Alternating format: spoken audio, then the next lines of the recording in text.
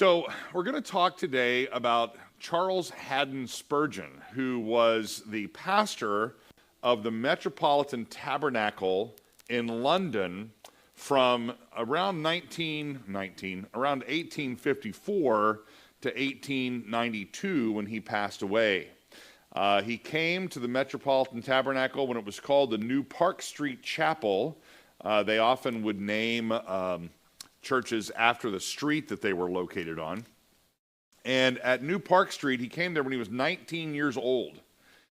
He was a very young man, and he had a very fruitful and worldwide ministry. When he died, the Prime Minister of England wrote his wife a letter of condolence. He was known in America. His sermons were printed weekly. They were sent all around the world. And to this very day, his sermons are still in print.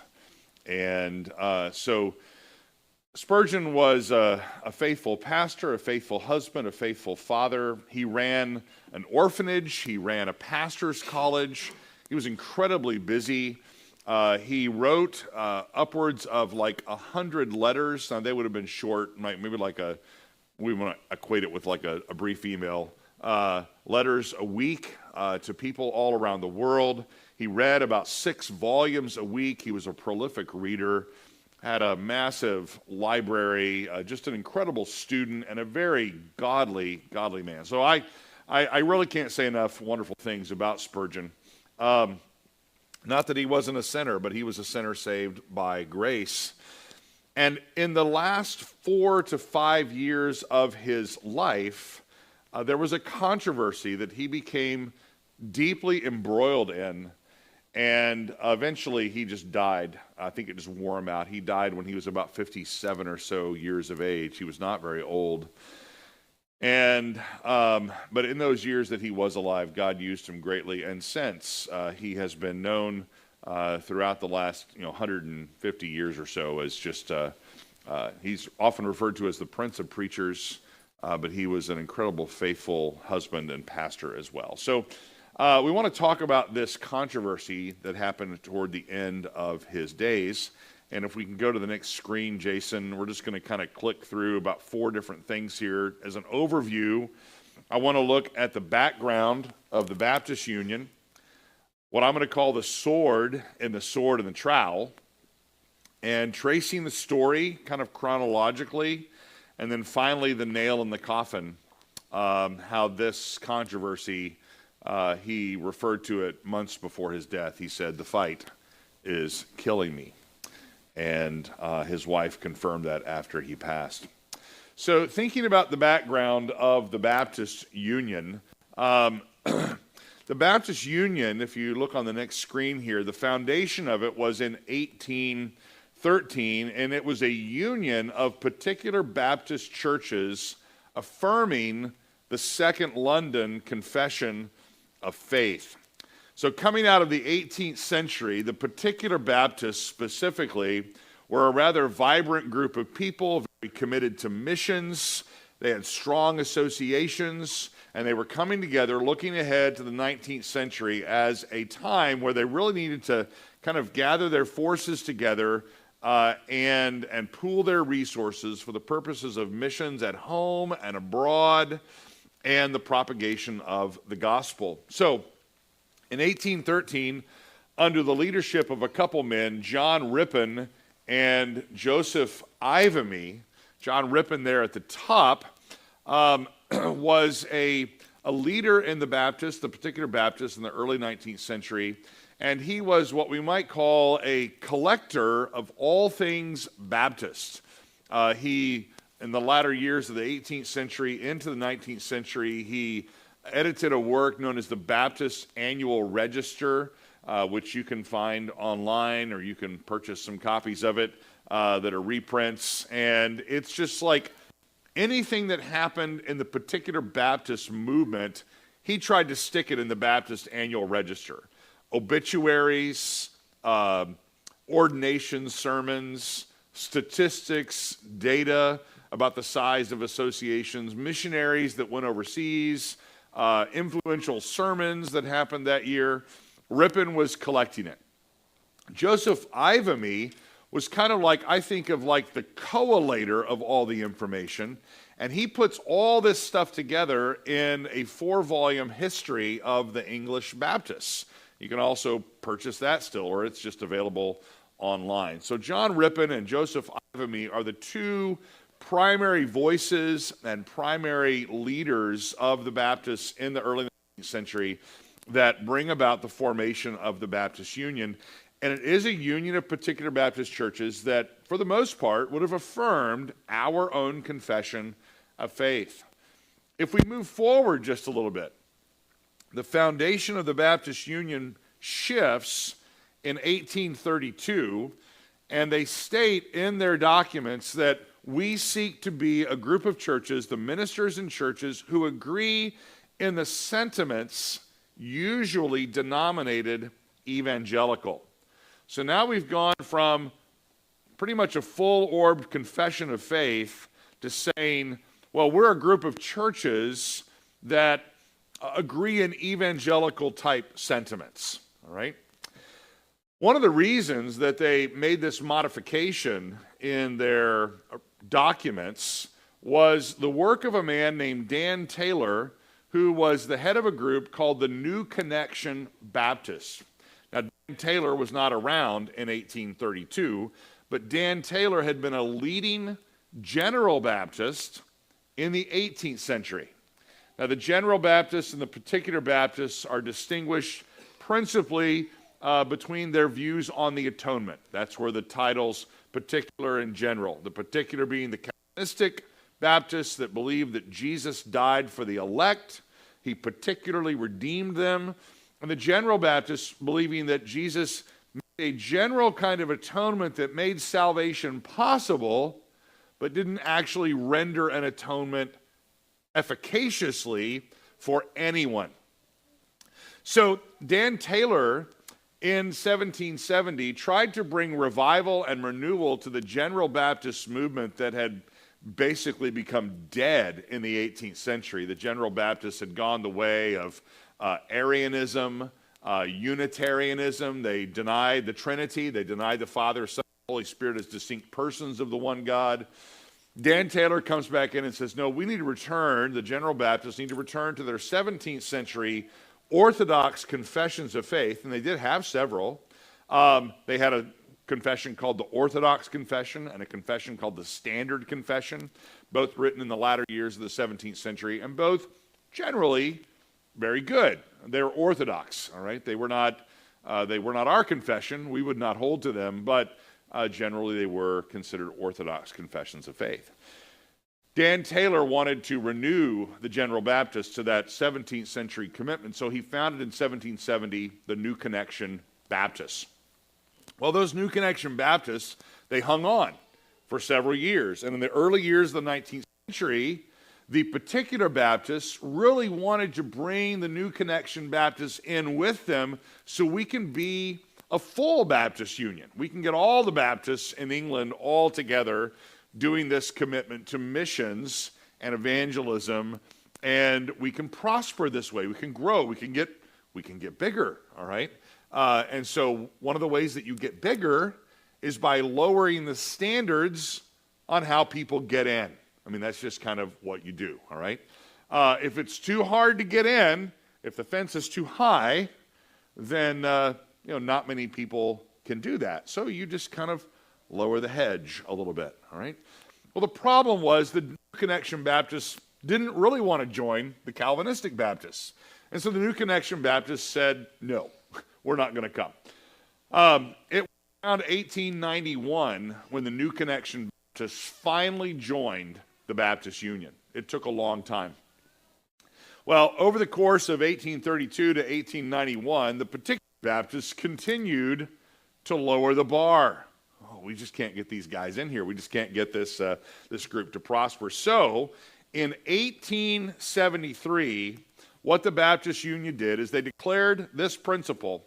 In this union, it is fully recognized that every separate church has liberty to interpret and administer the laws of Christ. and that immersion of believers is the only Christian baptism. Now, what this does is this says, you want to join our group? That's great. You don't have to agree with us, because individual churches have the right to interpret the scripture like they see fit. And the only thing we require is what? You just got to pass through the water. All right? So if you'll walk through the Jordan, not the proverbial Jordan at the end of your life, but if you'll walk through the waters and you'll get immersed and you'll believe like we believe that immersion is Christian baptism, then you can be a member. That's all it takes. Just got to be in the water. All right. So you can probably see how this could create some problems. Yes, it would grow the institution. It would make more people come in. It would probably increase the money, all right, at least for a time, but it could also open up some real challenges. I'm going to pause just for a minute. Comments, questions, thoughts? If we have to be on this a couple weeks, that's okay with me, but Ben.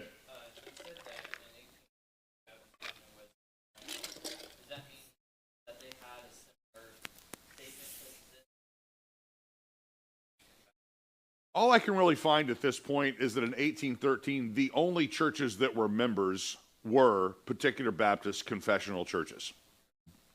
I can't find actual documentation that says all the member churches were 1689 churches, but everything that I have access to tells me they were all Ripon and Ivamy.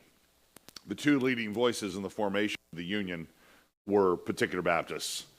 Coming out of the 18th century confessionalism. Samuel Pierce, who was a leading voice in the formation of the Baptist Missionary Society in the 1790s, makes the comment a couple times in a few of his sermons. One of his sermons, he refers to the confession, and he's speaking to the general Baptist, the particular Baptists of the time, and he refers to it as our confession. So they still, in that language of our confession, has a sense of ownership. Fuller, Carey, Sutcliffe, Bedham, all these guys, they're all 1689 confessional men. And that's the end of the 18th century. And Ripon is a leading Baptist even at that time in 1780s, 1790s. And so, yeah. Matt had one first and then Chris. Matt?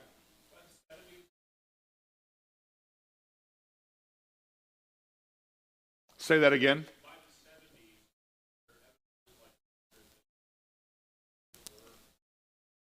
You're talking about the 1870s. Yes, we do.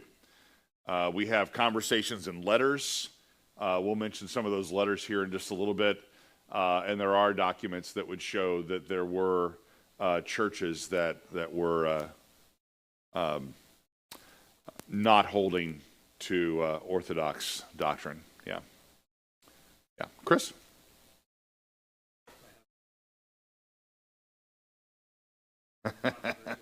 Weren't you though? Yeah.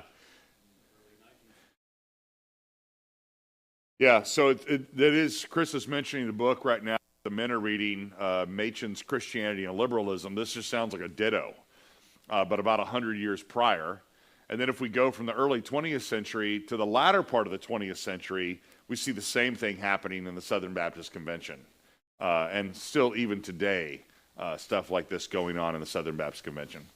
People trying to make there's been a strong press in recent years for a stronger confessionalism in the Southern Baptist Convention. Now, unfortunately, the only confession they have to work with is the Baptist Faith and Message. But even that would be a good start, if we could just kind of go there. And yeah. So that's a little bit about the background, the backstory. Okay.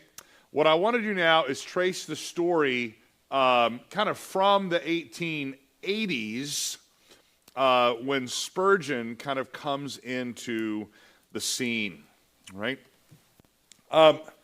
Spurgeon, you can go to the next slide there, Jason. We're going to come to the first quote, all right? Before we read this quote, let me just kind of tell you a little bit about the source of the quote. I mentioned a little bit ago that Spurgeon had a news magazine, a newsletter that they put out from the Met Tab the Metropolitan Tabernacle, called The Sword and the Trowel. All right? You can find copies of The Sword and the Trowel. I think almost all of them are online. They're available to kind of look at. And in March of 1887, a man by the name of Robert Schindler was tasked by Spurgeon to write an article on what Schindler calls, the downgrade. All right? They had been a member of the Baptist Union for years. John Rippon, for example, in 1813, when he was one of the leading voices to form the Baptist Union, John Rippon was the pastor of the Metropolitan Tabernacle. The Metropolitan Tabernacle is still in existence today. Peter Masters is the pastor of the Met Tab. It's in London. It's in kind of South London, and it is still a leading voice in Baptist causes over in that area. It was pastored by Spurgeon. Prior to Spurgeon was John Rippon. Prior to John Rippon, a few years back, was John Gill. Prior to John Gill was Benjamin Keach, and that gets us back to our own confession, Benjamin Keach being a signer of our confession in 1689. It has a long pedigree of very important Baptist ministry, all right? So Robert Schindler comes, and he is tasked by Spurgeon to write this opening article. It's not very long, maybe like 8 pages long or so. And Schindler begins to call to task, if you will, or try to get recognition made by the churches that there's a problem. He's trying to sound the alarm. So I've got several quotes from The Sword and the Trowel that I'm going to have us read through, and I'll pause at different times, and we may make some comments, and we'll take some questions as well. But this is the first, all right? And this is the way Schindler presents the downgrade problem. He says, at the end of the Puritan age, by some means or other, first the ministers, then the churches got on the downgrade.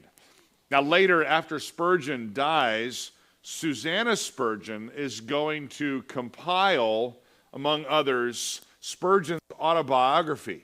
I brought a copy of that. This is volume 2 of the autobiography. It was originally published in 4 very large volumes. It's now been abridged slightly by Banner of Truth, and you can get a 2-volume set. In this, Susanna Spurgeon, his wife, writes about trying to get people on the up line. So that's the phrasing she uses. You know, once you get on the down line, you want to get back on the up line. And so in some cases, he says the descent was rapid and in all very disastrous. In proportion as the ministers seceded from the old Puritan godliness of life and the old Calvinistic form of doctrine, they commonly became less earnest and less simple in their preaching, more speculative and less spiritual in the matter of their discourses, and dwelt more on the moral teachings of the New Testament than on the great central truths of Revelation. Note the encroachments of moralism. Makes me think of Michael Horton's comment about modern evangelicalism, just full of moral therapeutic deism, all right? We now present a God who is far off and distant, and what we really need in life is not redemption and salvation from sin. We just need some moral therapy, you know, just help me feel better and maybe act a little better, and I'll be good. That'll be fine. He says, natural theology frequently took the place which the great truths of the gospel ought to have held, and the sermons became more and more Christless. Corresponding results in the character and life, first of the preachers and then of the people, were only too plainly apparent. So, Matt, going back to your question, Schindler is not naming names and citing particular examples at this particular moment, and he could name names, and they do give examples, but he's obviously reacting to what he sees going on in the church of the day. In this particular article, if we can move on, Jason, to the next screen, what he does is he chronicles the downgrade. You notice in the quote that I just read, he mentioned the Puritan age. Well, he begins by talking about the act of uniformity. Now, this is in the opening sentence of article number 1. The act of uniformity, who can tell me what the act of uniformity was? You heard of that before? Yeah, Jeff?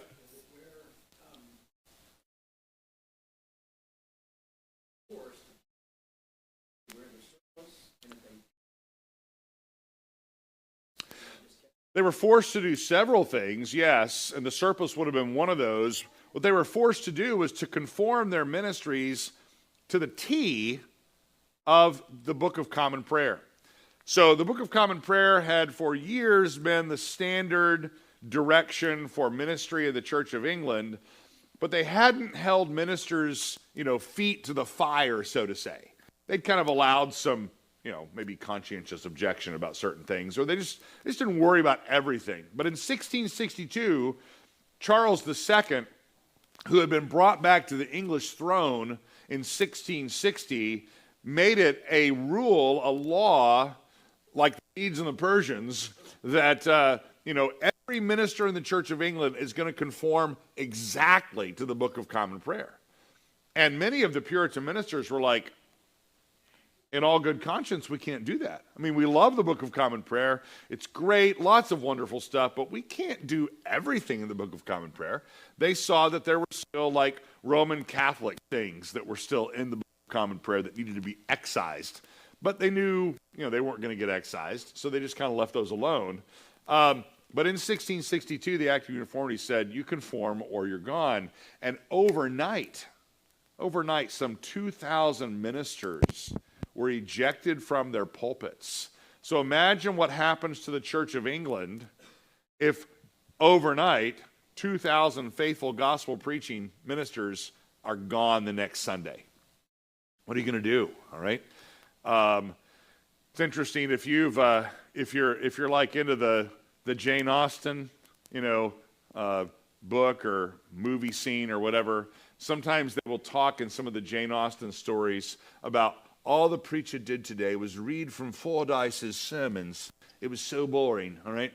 Well, many churches in the Church of England had reverted after the Act of Uniformity. They reverted back to the idea of just reading sermons because the preachers couldn't preach anymore, all right?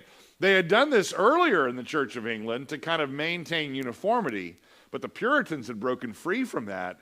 But after 1662, going into the 18th century, it was like, well, we don't know anything. We can't actually read the Bible and can't actually study and interpret the Bible, so let's grab some old sermons by somebody, and Fordyce became a popular one.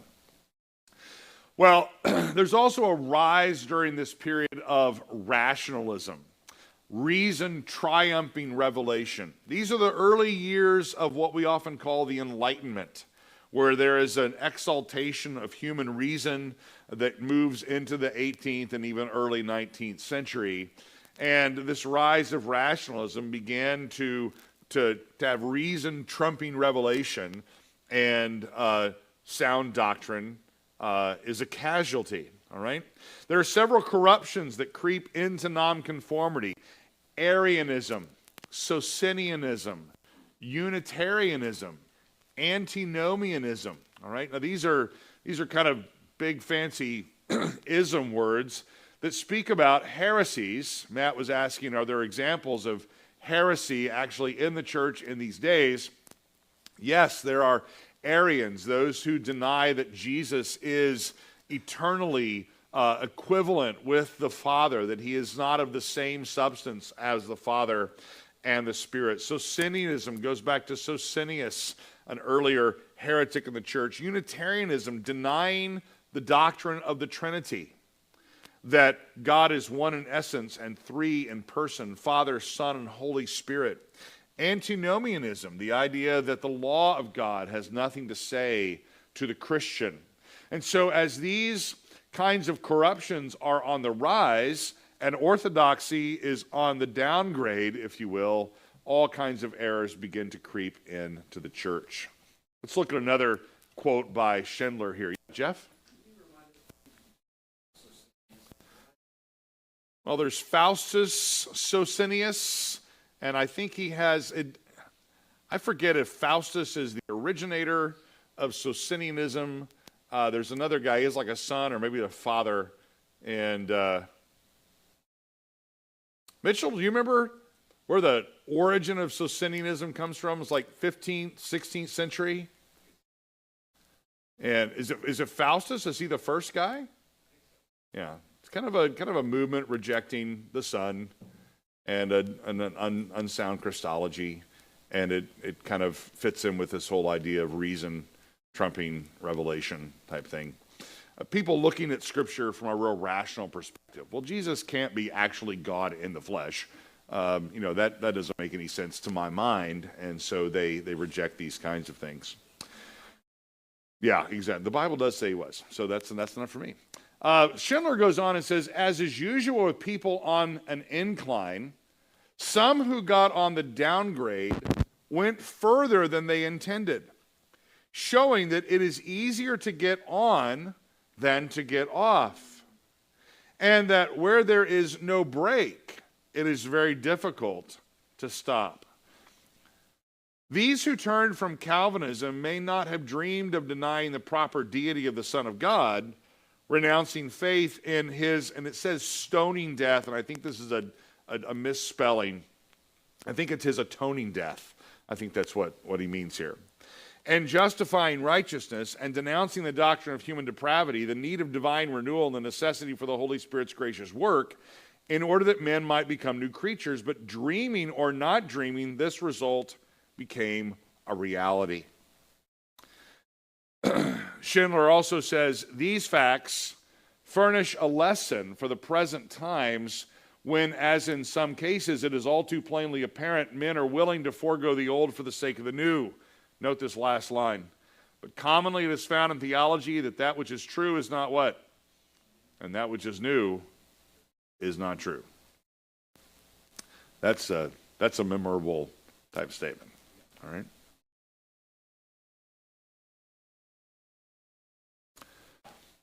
The first steps toward the downgrade, Schindler says, is precipitated by a loss of confidence in the Bible. So he says the first step is a want of adequate faith in the divine inspiration of the sacred scriptures. All the while a man bows to the authority of God's word, he will not entertain any sentiment contrary to its teaching. To the law and to the testimony, like the prophets would say, is his appeal concerning every doctrine. He esteems that holy book concerning all things to be right, and therefore he hates every false way. But let a man question or entertain low views of the inspiration and authority of the Bible, and he is without chart to guide him and without anchor to hold him. He goes on and says, in looking carefully over the history of the times and the movement of the times, of which we have written briefly, this fact is apparent, that where ministers in Christian churches have held fast to the truth that the Holy Scriptures have been given by God as an authoritative and infallible rule of faith and practice, sounds a lot like the opening line of our confession, they have never wandered very seriously out of the right way. But when, on the other hand, reason has been exalted above revelation and made the exponent of revelation, all kinds of errors and mischief have been the result. Now, this is all from those earlier writings of Schindler in the March time frame. By August, Spurgeon gets into the discussion and writes his own article. Few of you just came in. We do have some handouts. I don't know if you guys were able to pick one of those up on the back table somewhere or back chair, but they're back there somewhere. Spurgeon writes in August, he says, it now becomes a serious question how far those who abide by the faith once for all delivered to the saints should fraternize with those who have turned aside to another gospel. Now, what does he mean by fraternize? So pause for just a moment. What does he mean by fraternize? Did you just say getting chummy?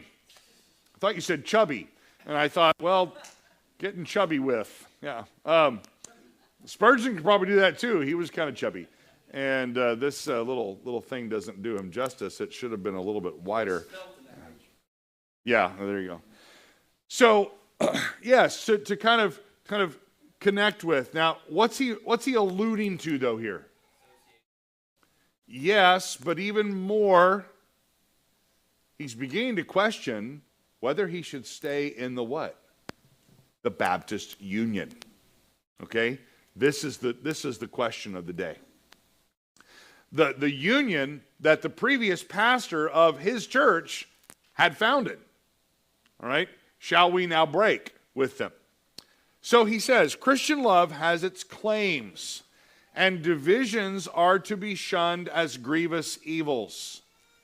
So the name of Christian love and being against schism, those are both bad, but how far are we justified in being in confederacy with those who are departing from the truth? How long can I maintain this connection with people that don't believe the truth of the gospel? It is a difficult question to answer so as to keep the balance of the duties. For the present, it behooves believers to be cautious. Now, pause and think there. What he's saying is, for now, I'm going to stay. Okay? But be what? Be on guard. Be cautious. Lest they lend their support and countenance to the betrayers of the Lord. It is one thing to overleap all boundaries of denominational restriction for the truth's sake. This we hope all godly men will do more and more. It is quite another policy which would urge us to subordinate the maintenance of the truth to denominational prosperity and unity. And here's the problem. The Baptist Union has become focused on prosperity and what? Union. We've just got to stay together. Together at all costs. Because the world needs us to be together so we can reach them with the gospel. But when you get to the world and the gospel that you have to reach them with is not the gospel anymore, then what do you have? You have nothing. This is Spurgeon's concern. Numbers of easy-minded people, and by this he means the people that are leading the Baptist Union, easy-minded people, wink at error so long as it is committed by a clever man and a good-natured brother who has so many fine points about him. Let each believer judge for himself, but for our part we have put on, get this, a few fresh bolts to our door, and we have given orders to keep the chain up. For under color of begging the friendship of the servant, there are those about us who aim at robbing the master. What an image. Spurgeon has made a trip to Home Depot, and he has bought another deadbolt for the door. And probably got a bigger chain. And he's put it up on there, and he's like, you can't come in. All right? Well, Spurgeon says in October of 1887, look at this again. This is August, okay? And he's saying in August, for now I'm staying, but be cautious. Be careful. Put a bolt on the door, put a chain up, okay? Fast forward to October. What action is to be taken? We leave to those who can see more plainly than we do what Israel ought to do. One thing is clear to us. We cannot be expected to meet in any union which comprehends those whose teaching is upon fundamental points exactly the reverse of what we hold dear.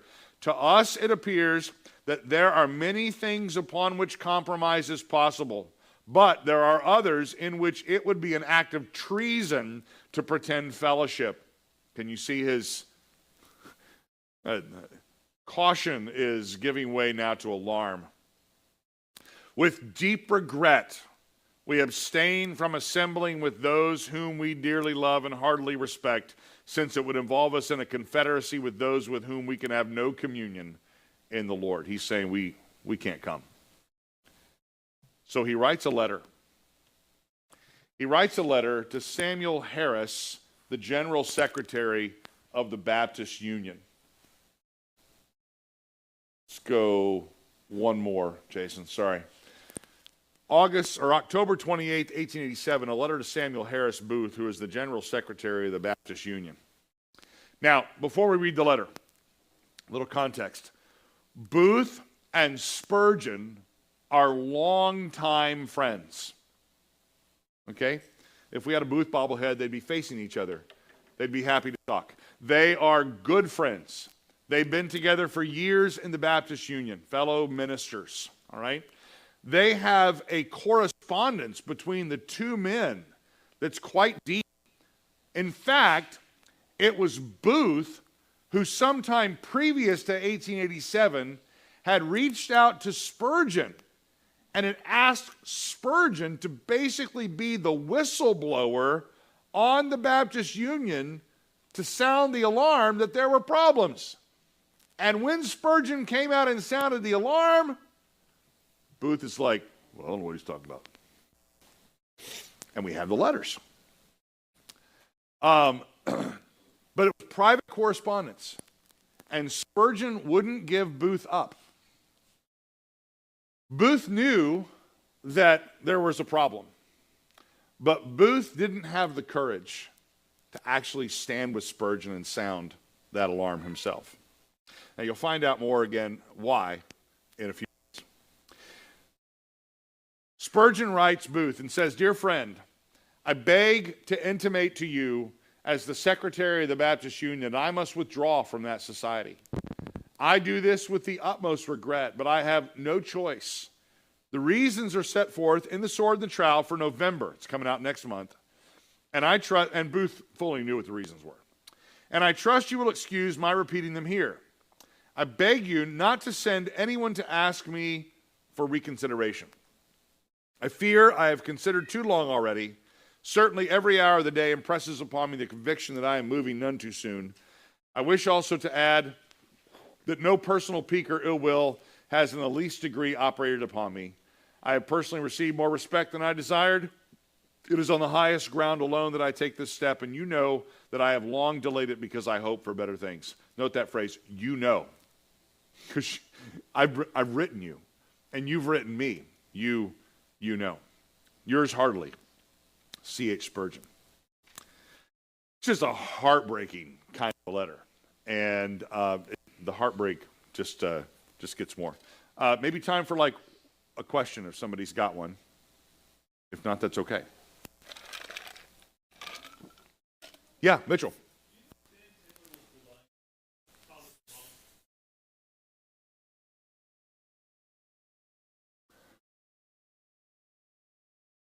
That's a good question. Yeah. I don't know.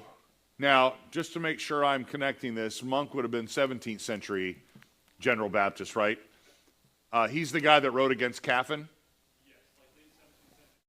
Yeah, I'm thinking so. And Matthew Caffin was a General Baptist that kind of went rogue, I believe. Kind of like the particular... Try this again. Reset. The particular Baptist had Thomas Collier. The General Baptist had Monk, another Thomas. Matthew Caffin, I'm sorry. Thomas Monk wrote against Caffin, trying to recover orthodoxy. I think Monk may have been one of the principal architects of either the Standard or the Orthodox Confession. I can't recall at the moment. I would not doubt that he's kind of laying hold of some of Monk's stuff, especially Monk's connections with one of those confessions or another. Taylor is certainly trying to restore confessionalism in the 17th or 18th century to the General Baptists. Yeah.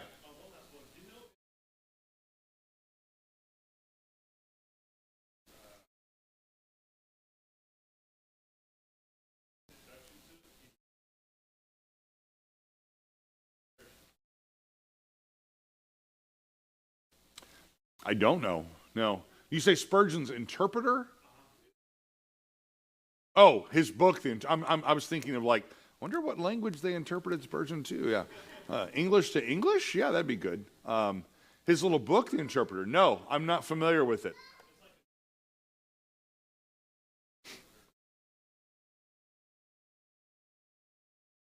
It's kind of like his morning and evening?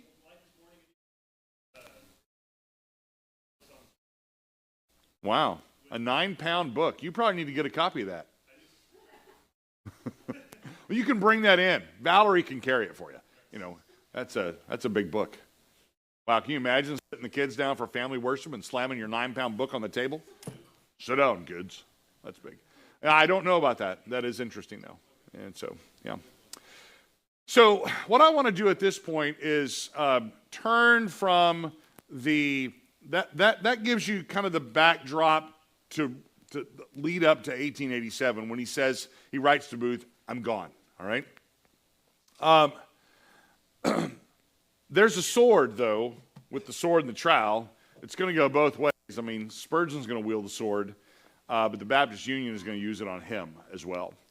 And so what I want to do is kind of show the chronology following the withdrawal from the Union, all right?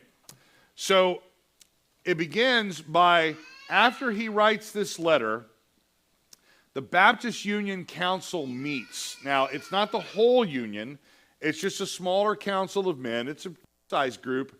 And they discuss his leaving, and they accuse him of not having properly followed Matthew 18.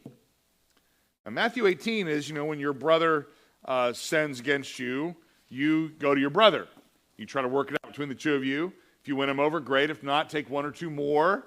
And then if that doesn't work, go to the church. Eventually, you excommunicate. Now, they are trying to use the principles of Matthew 18 for an association like the Baptist Union, but still just the general principle of you should go to your brother if you've got a problem with him. All right? In the autobiography, Spurgeon says this, "What a farce!" Wonder what he really feels about this. "What a farce about my seeing these brethren privately according to Matthew 18:15! Exclamation mark. Why, I saw the secretary and the president again and again," and you feel like he could keep writing again and again and again and again and again. "And then I printed my complaint, only left the union when nothing else could be done. I've been calling and writing these people over and over and over again. Matthew 18, not happening, all right? In other words, it was happening. He tried, but no one wanted to hear. But he is accused by the Baptist Union of not following Matthew 18. This is the strategy, right? Somebody comes to you with something you've done wrong. What do? You just turn it back. You just turn it back on them, all right? It's like Johnson and Schumer these days. Nobody's really talking to anybody, and while the whole country runs out of money. But a delegation then seeks an audience with Spurgeon in Menton, France.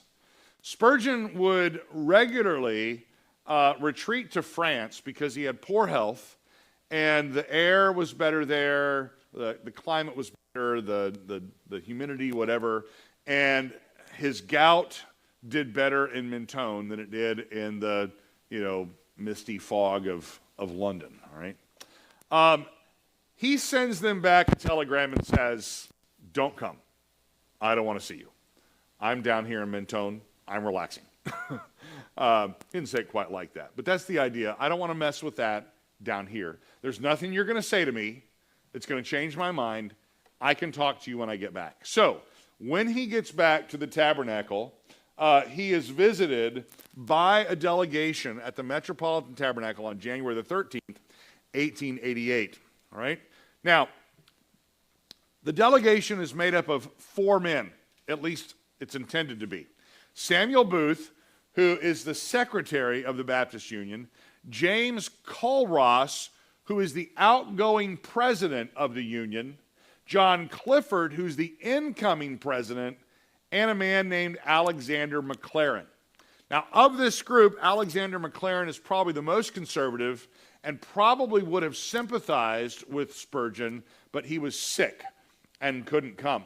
What's interesting about James Culross is this is a news journal, or just a Baptist history journal that I get for Baptist history nerds. It's called the Baptist Quarterly.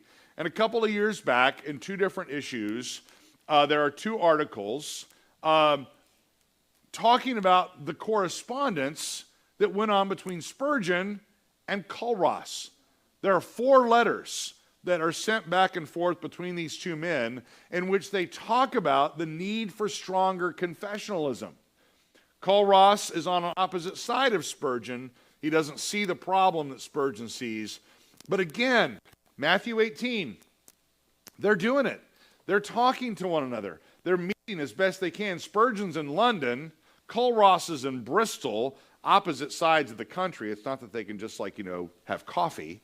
So they write letters. All right. So moving on with the chronology, Spurgeon will not reconsider, and he calls for the adoption of an evangelical statement of faith. They refuse. They accept his withdrawal, and on January the 18th, these men meet together and vote to censure Spurgeon. Now, this is what they say. The council recognizes, I think this is in your handout there, the council recognizes the gravity of the charges which Mr. Spurgeon has brought against the union previous to and since his withdrawal. It considers that the public and general manner in which they have been made reflects on the whole body and exposes to suspicion brethren who love the truth as dearly as he does. And as Mr. Spurgeon, note this phrase, declines to give the names of those to whom he intended them to apply and the evidence supporting them, those charges in the general and the judgment of the council ought not to have been made. Now, Matt, this goes back to what you were asking earlier. Spurgeon had the names, Spurgeon had the examples, and they had been expressed in these letters to Culross and to Booth and various others, but he would not bring the names and the charges connected to the names specifically to the union. And the union said, basically, what you're doing here is it's innuendo. It's just suggestion.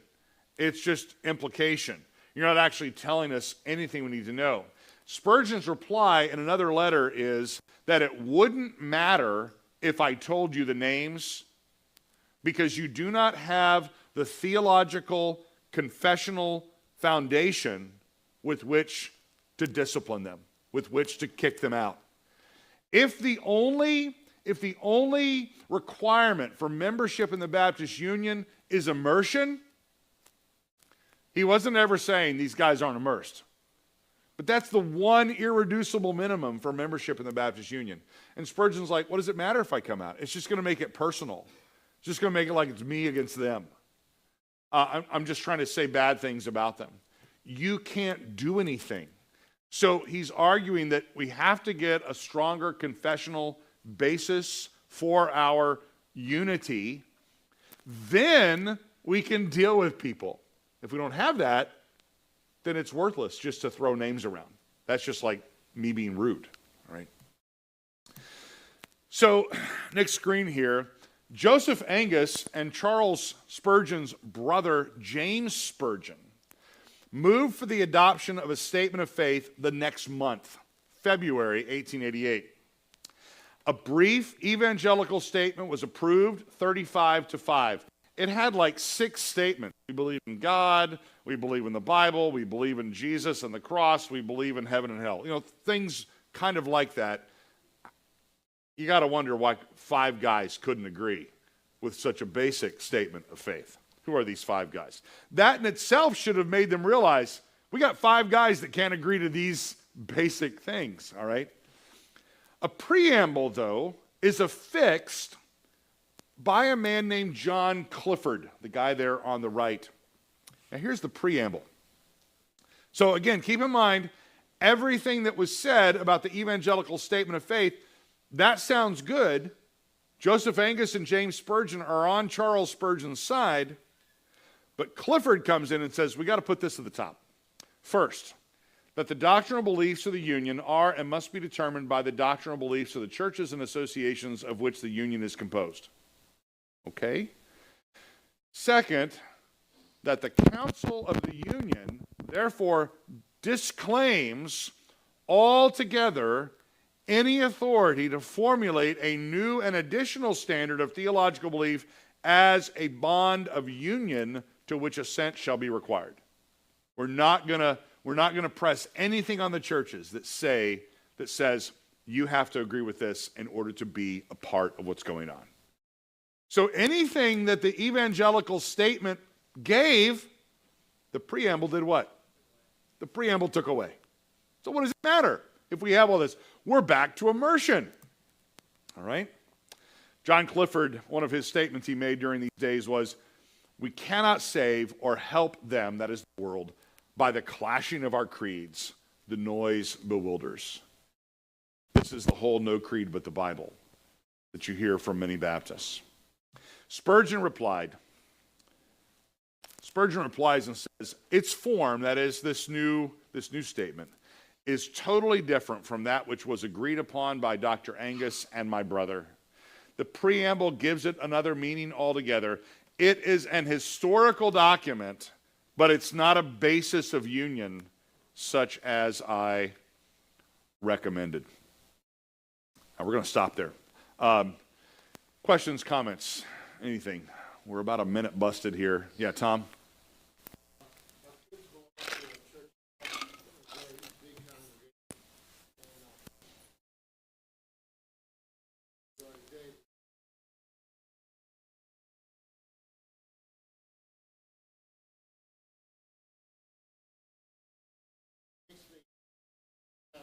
Yeah.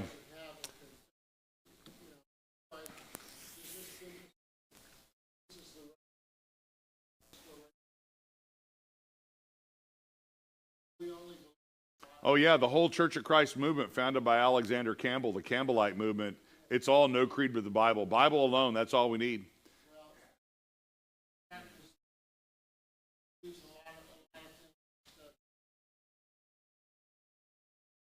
Yeah, exactly.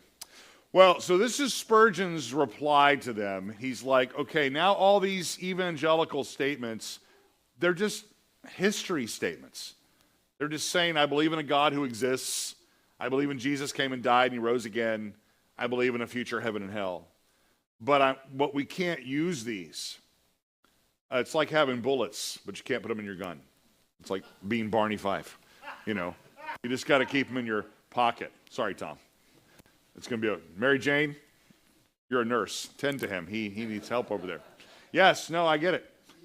But I appreciate the Andy Griffith support there. But Spurgeon's looking for something to form a strong basis of the union. So what we're going to get to, and we'll talk about this next week, a few months later, the Baptist Union does make a declaratory statement on doctrine, and we'll come back and we'll talk about that, Lord willing, next time. All right. Thank you all very much. We'll break and come back in a moment.